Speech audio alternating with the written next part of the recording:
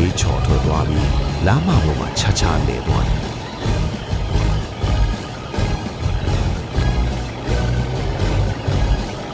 ကားဟာလမ်းဘေးကလေကွင်းဆက်ကိုထိုးကျသွားပြီးအရှိန်နဲ့ရပ်တန့်သွားတယ်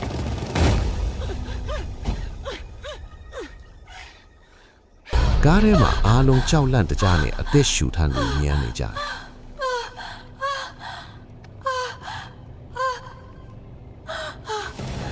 ဘာဖြစ်သွားမှန်းမသိခင်အပြင်ကိုကြည့်လိုက်တော့လုံးဝကိုမှောင်မိုက်နေတယ်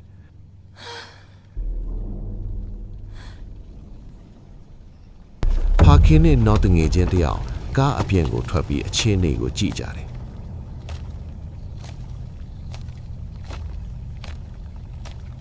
နောက်ဘေးကလေကွင်းဆက်မှာကျွင်ကျနေပြီးဘီးခွေလိန်သွားတာကိုတွေ့လိုက်ရတယ်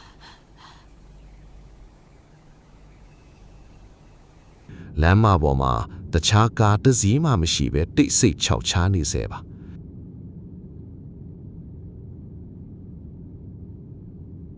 သူတို့နှစ်ယောက်ဆေးလိပ်တောင်နေရင်ဘာလို့ရမလဲဆိုတာကိုတိုင်ပင်နေကြတယ်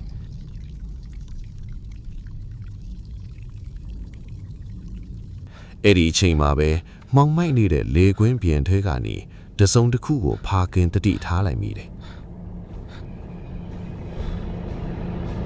အဝေးကနေအဖြူရောင်အရိပ်တစ်ခုကသူတို့စီကိုဖြည်းဖြည်းချင်းရွေရှားလာတယ်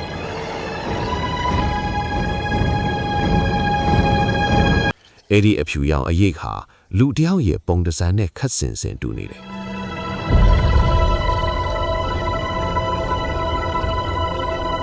နောက်ခန်းကဒေါသထွက်နေတဲ့တငယ်ချင်းကအဲ့ဒီအရိပ်ကိုမြင်သွားတယ်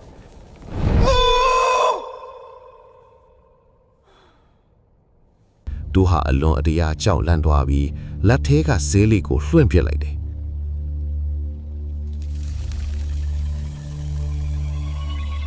ပြီးတာနဲ့ကားထဲကိုအပြေးအလွှားဝင်သွားပြီးတကားကိုပိတ်ချလိုက်တယ်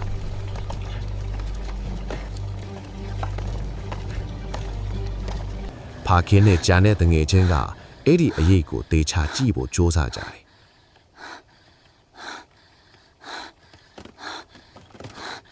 ဒါပေမဲ့အဖြူရောင်အရိပ်ကရုတ်တရက်ဆိုးသလိုမှောင်မိုက်ထဲမှာပျောက်ကွယ်သွားတယ်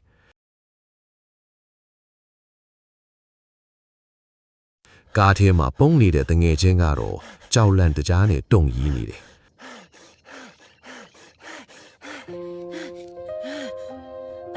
ဖာကင်းကအကူအညီတောင်းဖို့လမ်းလျှောက်သွားဖို့ဆုံးဖြတ်လိုက်တယ်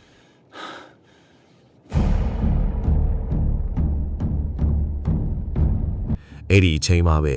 လမ်းဘေးအမောင်ထဲကနေလူတယောက်ရုတ်တရက်ထွက်လာတယ်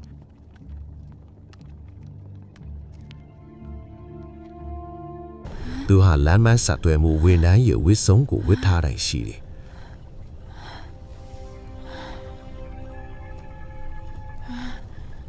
ကားပြတ်သွားလို့လားညီလေးလို့အဲ့ဒီလူကမေးလိုက်တယ်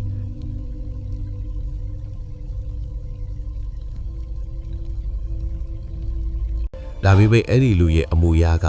တခုခုကိုစိုးရိမ်နေသလိုမျိုးလှုပ်လှုပ်ရှားရှားဖြစ်နေတယ်ကားတစ်စီးမှမဖြတ်သွားတဲ့ဒီလိုနေရာမျိုးမှာသူဘလို့ရောက်လာတယ်လဲဆိုတာစဉ်းစားစရာပါအဲ့ဒီလူကအကူအညီခေါ်ပေးမယ်လို့ပြောပြီးဖုံးဆက်ဖို့ဟန်ပြလိုက်တယ်